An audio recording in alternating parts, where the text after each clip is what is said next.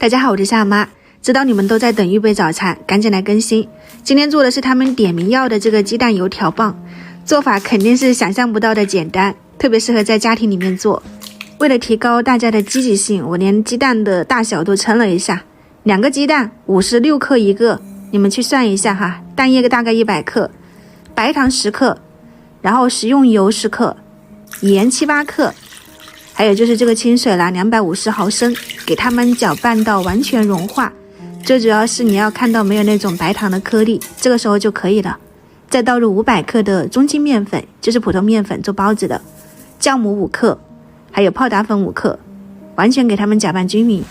不要下手揉哦，只要用筷子来回的这样去搅动，搅到没有干面粉，呈这种软塌的状态就可以了。你盖上一个保鲜膜，防止表面风干，可以压紧实一点。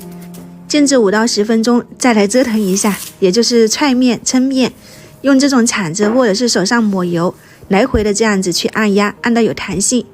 表面挤上一点食用油，两面涂抹均匀，找一个保鲜袋放进去，收口扎紧，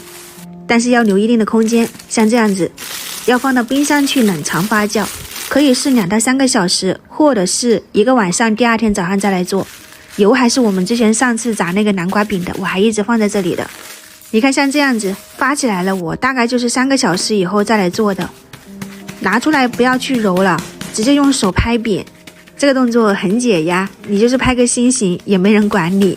但是尽量要拍薄一点，然后看看下面有没有那个粘在一起，要抹上一点油哈。切成4份，拍薄一点它炸出来就是空心，如果你还是比较厚一点的，炸出来就有点像油饼了，但也好吃哈，不要太计较。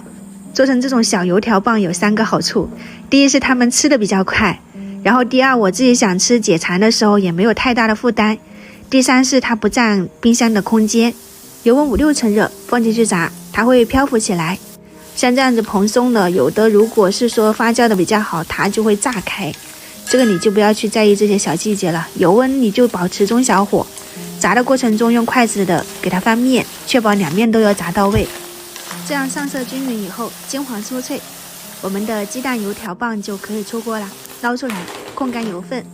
然后再炸下一锅。我分了2锅炸出来的，1斤面粉就炸了这么多啦，还是蛮实惠的。这就是迷你版本的小油条，外面酥酥脆脆，里面是那种松软的，也有这种稍微满一点的，也有空心的，这个就要看几率了。口感就是油条的，很香。如果你不想要油炸，你就给它安成饼，煎成油饼也是蛮好吃的。我又是这样子给它封起来，放到冰箱去冷冻。